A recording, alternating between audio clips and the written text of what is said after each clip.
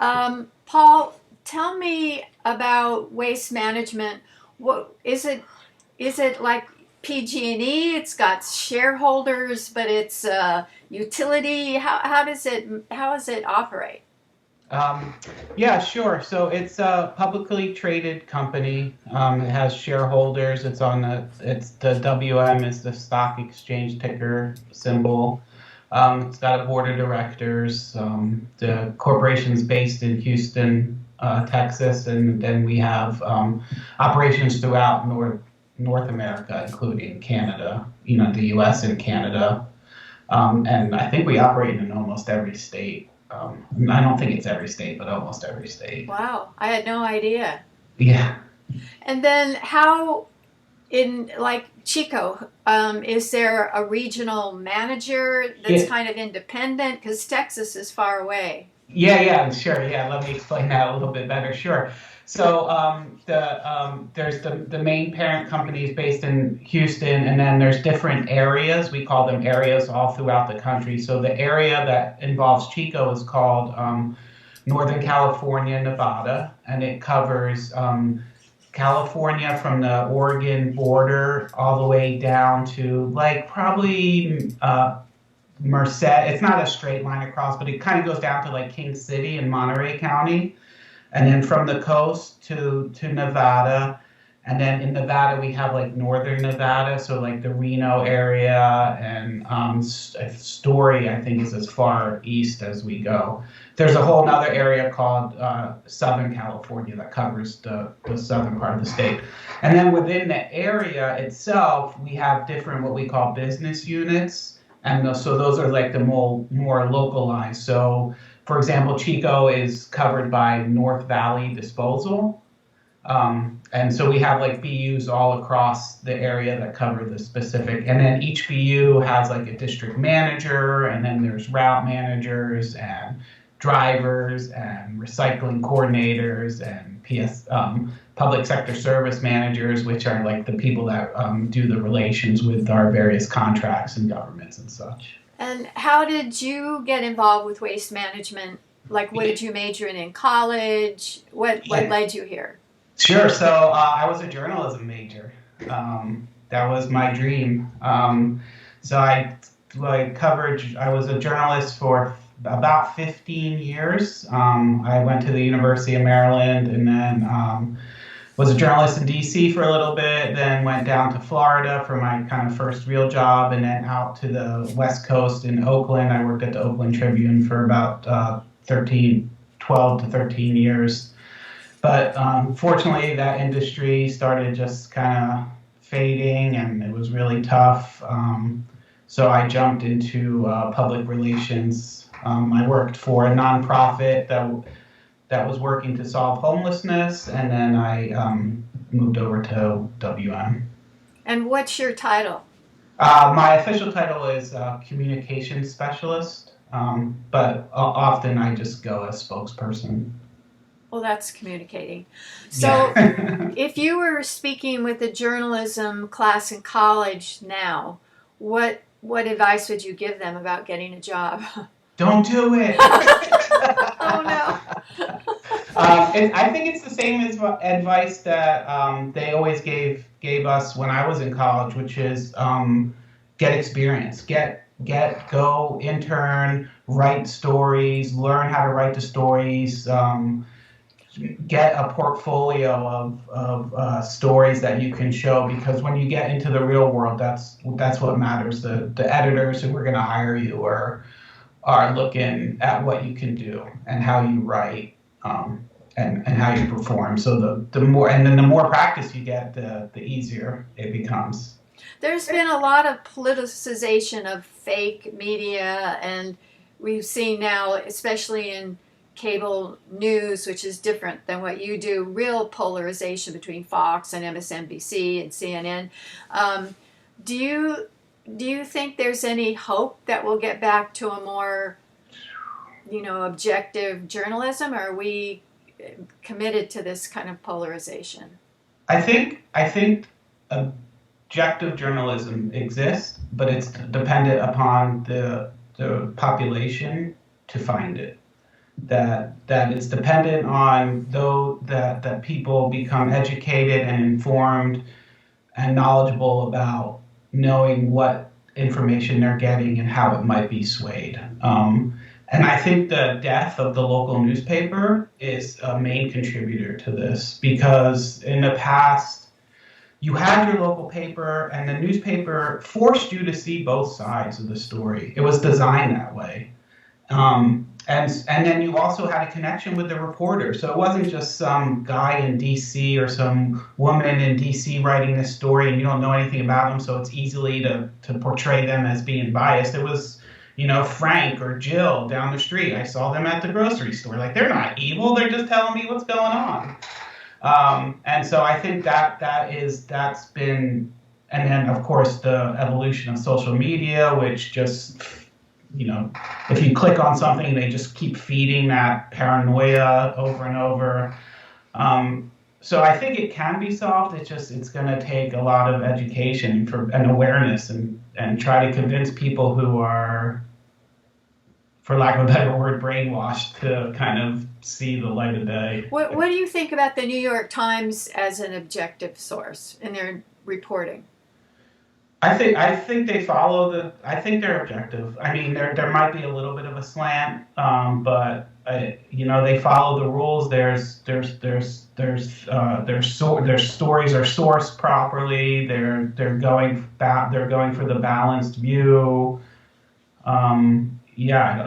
It's not like Fox News. I watch BBC because I figure they're not beholden to any particular political viewpoint. So I like to see how they cover global news and U.S. news. Yeah. So for me, I'm really confused about plastic. I know I can recycle my cardboard waste. Can I recycle the Amazon packaging, the mailers that's kind of plasticky? Can I recycle food containers? What give us a lowdown on what's okay with plastic. Yeah, so and that's kind of one of my main one of my main jobs is recycling education, and it is confusing, and it has been for a while. But what we're trying to do is get people to just forget about those recycling symbol, forget about the recycling numbers, and just try to keep it as simple as possible. So we've kind of created like 3 basic rules. And then the rule 1 is recycle all bottles, cans, paper, and cardboard. So if it's a bottle, if it's a can, if it's paper, pure paper, if it's cardboard, you can recycle that. Any kind of container, a plastic, metal, aluminum, you can recycle it. The other rule is to keep food and liquid out of your recycling. So if you have like a jar of peanut butter and half the peanut butter is still in there, like take that peanut butter out before you recycle it. If you have a little bit of peanut butter in there, it doesn't have to be crystal clear, but if it's a lot, clear it out. Empty any liquids. And then the last rule is no plastic bags, and don't bag your recyclables. Keep them loose.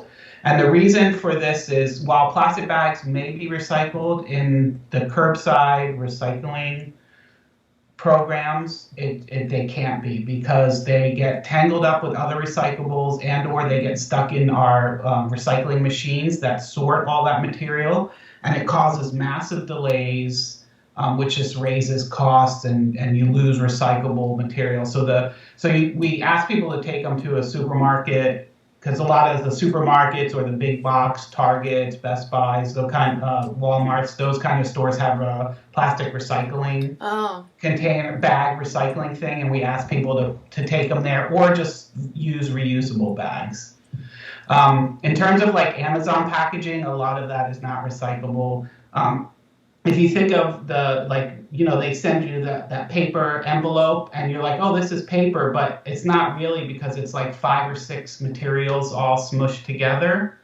And so it's very difficult to tear those materials apart. Well, they have the kind of brown envelopes that look like they're all paper, and then they have the white bubbly kind. So the white bubbly kind is no good, but what about they look recyclable. They look like just paper, the brown ones. Right, right, right. Yeah, typically they're not because in the middle is some Uh, kind of plastic material that's not fully recyclable.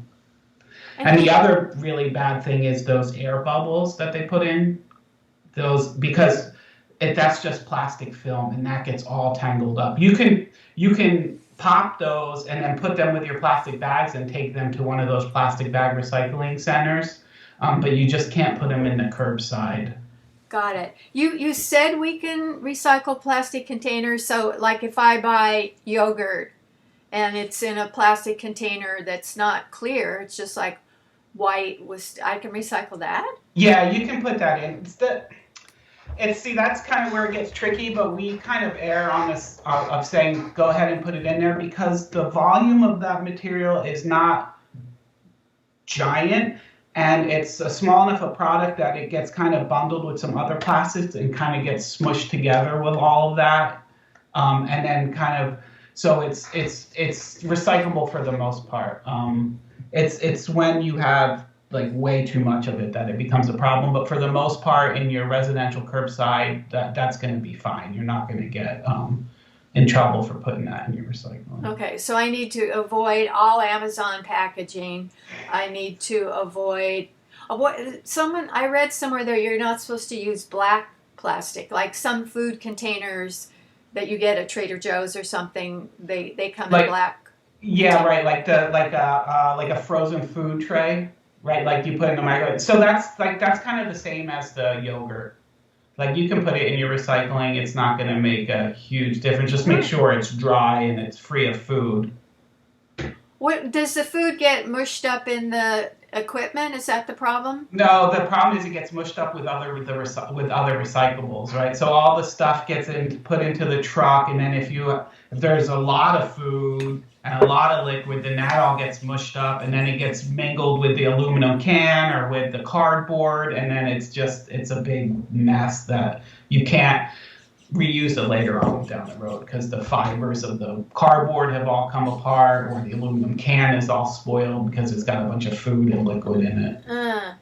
And then when all of this comes to the plant, does it machines say cardboard here, plastic here, cans here? The machines automatically sort it out? Yeah, it's pretty amazing the technology, and it's getting better. So there is, right, so it gets all dumped in this big pile, and like a bulldozer pushes it to a assembly belt, and that goes up. And there's a first line of actual we call them sorters. They're doing all the hard work, and they just watch and take out like really the stuff that's just like absolutely not recyclable at all. So they'll try to, if people have plastic bags, they'll try to get those plastic bags And out. this is human hands, not machines. Right. This is the first line of defense: is human hands with very, very strong protective gloves. Yeah, really. And so they do the first line, just making sure to get rid of that big stuff that we know absolutely is not recyclable. And then it goes through a series of machines. There's optical scanners there's these shakers that can separate heavy material from light material. There's spinning barrels that separate stuff. And so as the product goes down, it goes through all these different machines and then gets sorted into aluminum, into glass, into paper, into cardboard, and then like into plastic. Yeah. And then where? I mean, is there a market for all that? Yeah. So that's what we. I don't know if you remember the whole China sword conversation. So in the past, China had like a big thirst for materials. Yeah, and then they don't have a lot of natural resources, so they were just accepting everything. Yeah. And so there was a market for everything, and then they would just sort it themselves and put the trash where the trash is and reuse the other stuff. So they stopped doing that, and so that kind of was when everyone was like, "Hey, we need to really focus on recycling and make sure there is clean." So the reason we have these rules is so that there is a market, so that we can sell it. And WM is made a vow not to send curbside recycling overseas. So all our curbside recycling is processed in North America. So we send it to a North America plant, which turns it into something else. Of what we put out our recycling, we put out our yard waste, and does that go to be recycled by the airport? In Chico, the yard waste I'm pretty sure the yard waste goes to recycling, and that's why right now it's only yard waste. I think we're working on a solution so that you can include food as well, and then it'll be taken to another location. I think right now we can't have food in that pile because it's next to the planes and they don't want to attract birds and stuff like that. And then what, I know it's hard to say this, but roughly what percent is junk? It can't be, it has to go to landfill. Oh, yeah, I could try to get that number for you. I don't know off the top of my head what the percentages are. It seems like it's smaller.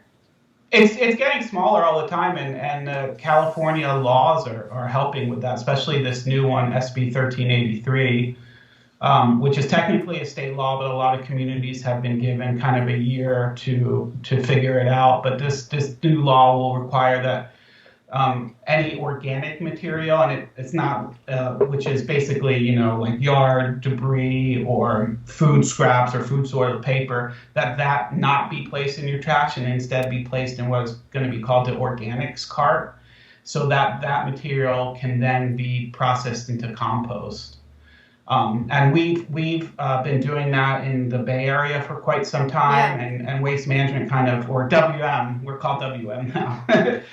WM foresaw this coming and knew that we needed to find solutions to this, and we have several composting facilities throughout the state where we bring yard debris, we bring food scraps, food soil paper, mix it together, and there's a whole big process to turn it into compost, which is great for the environment. It sequesters carbon. It's like a natural fertilizer. We sell it to farms, to ranches, landscapers. So it's like a full circle. It's kind of neat to think about. When might that happen in Butte County or Chico? Yeah, I think Chico it's looking like next year it's going to start in Chico, and possibly Butte County as well. I think some of the smaller communities, so the state recognized that, number one, the law was passed, but there was not enough composting facilities to handle all this new material. And then number two, that there's a lot of communities that are small rural communities that might just not have the infrastructure. So I think like Gridley and smaller towns will get an exemption for it, but I think that's all still being worked out. But I believe Chico it's gonna start next year. Yeah, it's amazing to me. Well, one, food garbage releases a lot of methane, which is really bad, and two, I've read somewhere that like a third or a half or some amazing amount of our food that we buy doesn't get used and gets thrown away. Do you know what the figure is? It's a lot. Yeah, I could look it up. I think it's the state has a figure on it. I don't know it offhand, but that's part of the new SB 1383 law too, is that to create these systems where places like Safeway, grocery stores, and restaurants, that if they have food that is usable, that they can donate it to like a food bank. And so that to make sure it doesn't go to waste. In the Bay Area, WM's working with the Alameda County Food Bank, and we've gotten grants from Cal Recycle to so that the food bank can purchase like refrigerated trucks that they can go around to the various places and collect this food to make sure it does go to waste. And then you also mentioned the methane, and WM, knows about methane and landfill methane. We've been dealing with landfills forever, and we really work hard to capture that methane and make sure it doesn't just go to waste. So all our landfills have extensive, they call them gas well extraction systems. So It's just like drilling a water well or like a oil well. You drill down into the landfill. You put in this pipe, it's got like a bunch of holes, and it kind of like sucks the methane out.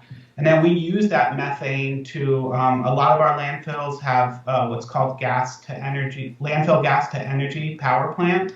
So that methane comes out, it gets cleaned, and then it's used to fuel generators, which generate electricity to power, and then that electricity goes into the grid. Do we have that in our landfill here? I don't know. So the landfill over there is, I think it's county owned. So I don't know what they're doing there. I think it's required that all landfills have the gas extraction system to capture the methane gas, but I just don't know what they're doing with it there. I have this picture of, dumping garbage, and are we going to run out of land, or does it like settle, or is that an issue of space for junk? Yeah, I mean, eventually, someday it will be. I don't think right now, like I can't speak to Butte County because we don't own any landfills there, but I know in the rest of the state where we do have landfills, we have permitted room that'll cover us for years and years to come. And then these new laws that are getting passed are helping to reduce the amount of trash that is actually going to the landfill. So, yeah, I mean, land is limited, and tens of thousands of years down the road, it could become a problem. I think right now it's not an immediate issue. Is it compressed, or it just piled? Yes. So there's a whole series of steps you have to take in the landfill when you first create it. Like you have to you wherever you have it, you have to put down like layers and layers of different materials like clay, and then you have to put down the system that can capture, they call it leche, and it's basically any of the liquids that come out of it.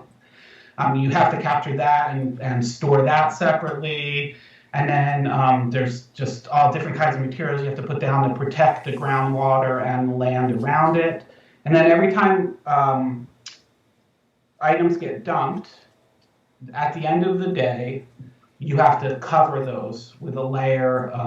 They call it alternative daily cover. So it could be a layer of dirt. It could be a layer of old rubber tires. So you cover that at the end of the day, and basically it becomes a unit. And then the next day you put stuff on top of that, and then cover it the next day, and the next day you put stuff on top. What's the point of that? Because that takes a lot of dirt and tires. Yeah, it's minimal. You're true. There's no place else to put the tires, so that's why tires is a good way to do it. And the point is so that at the end of the day, the garbage isn't just open, that you basically create a seal and a cap on it. So that's kind of why they do that. But that's where WM takes its trash, right? To the landfill. I believe from the Chico trash, I believe we do take it there, yeah. I don't know where else it would go. Yeah, I mean, I think the closest landfill we own is Anderson Landfill out in Shasta County, but I think that's too far. I think we do take it to the local landfill. So on the WM trucks, it says natural fuel powered by whatever. What is that? Yeah, this is actually a pretty cool story. So all our trucks, collection trucks, or 99% of them, are fueled by renewable natural gas. So WM committed, like one of the WM's core goals is sustainability. That's we changed our name from Waste Management to WM because we're not just a waste management company. We like to consider ourselves an environmental services company and a leading environmental services company. So we're investing. We have been and continue to invest in new technologies. So the natural gas trucks is one of those examples. It was found long ago that natural gas powered engines are cleaner burning than diesel, but can provide the same power that you need for a large truck like that. So we've converted all our we purchased all new trucks with natural gas powered. And in fact, one of our landfills in Alameda County has a facility that captured methane gas.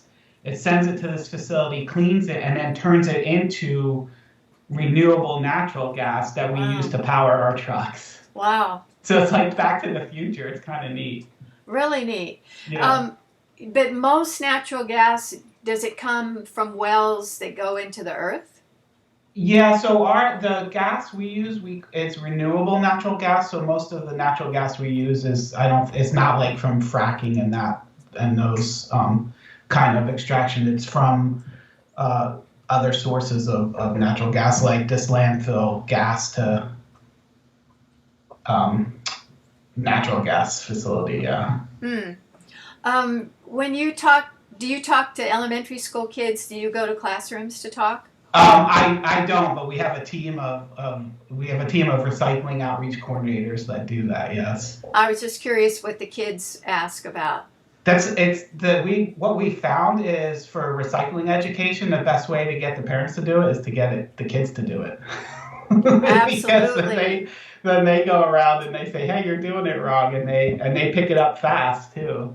Yeah, they get it. It's their future. Yeah. Yeah. So is there anything that we haven't covered that people should know about what to do with their stuff or about WM or about you? Yeah, so the one thing I think, and we're doing it in Chico, and it's called WM Smart Truck. And I don't know if you've heard about Mm-mm. this or not.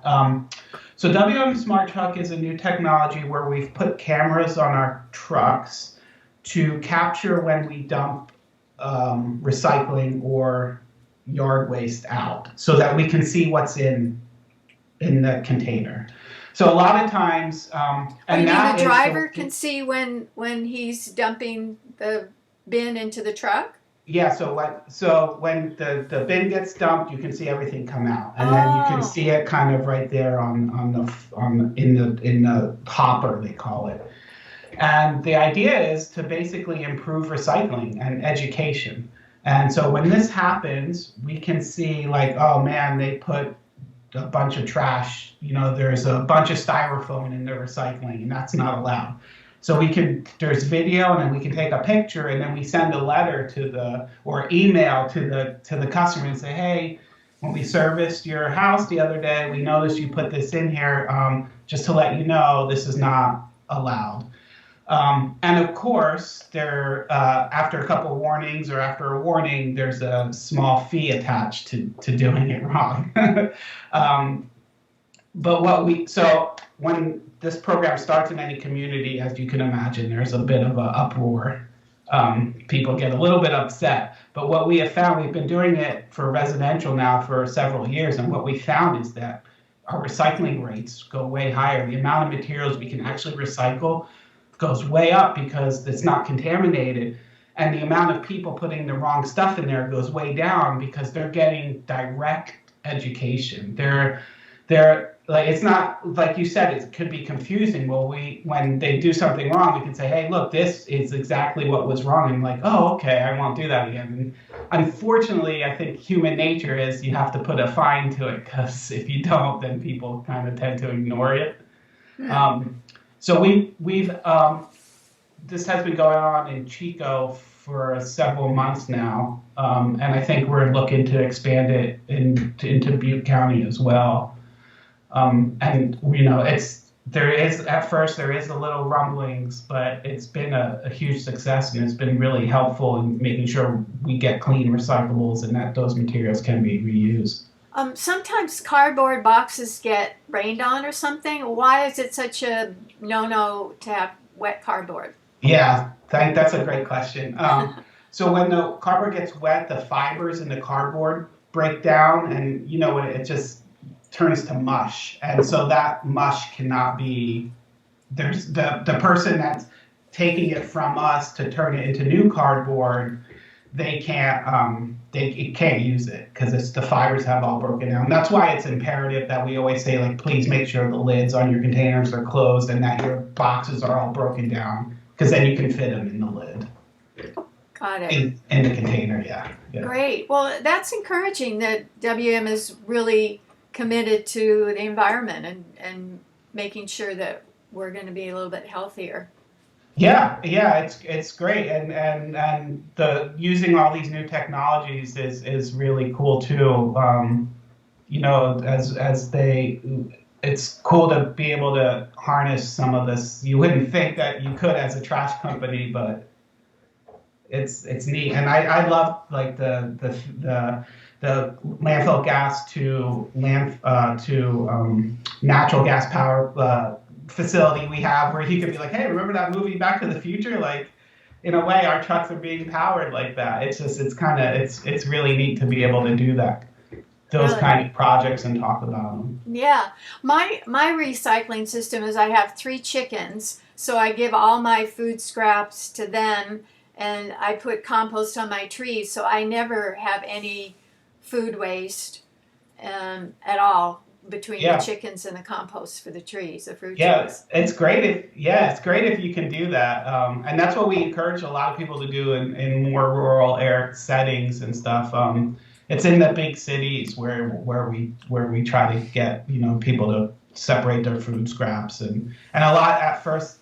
I've been doing it. I live in Oakland, and I've been doing it for a while. They've had that as a rule, and at first you're like, "What is this?" Like, it's gonna be stinky in my house, and I don't, and my, but it's not. It doesn't turn out to be that bad. No, not at all. No, it's great. Paul, thank you. This was really interesting. I'm really glad to have more clarity and also to be encouraged that we're making progress. That's good. Yeah, and if you want to, I know it was quick and it's hard to keep track, but we have a website, wm.com /recycle right, and that kind of shows you all the basic rules. If people are interested in learning more, and then we also have a website, northvalley.wm.com, and that kind of has all the local information about our operations in Chico and Butte County, with some more, recycling rules and advice and tips. Please say the WM, the first website again. Yeah, sure. It's wm.com /recycle right. Okay, I'll make sure that's on the YouTube. And Right is RIGHT. Correct. Yeah. Yeah, great. Yeah. Thanks, Paul. It was really good to meet you. This Yeah, was you too. informative. So, Thanks. Yeah, thank you so much.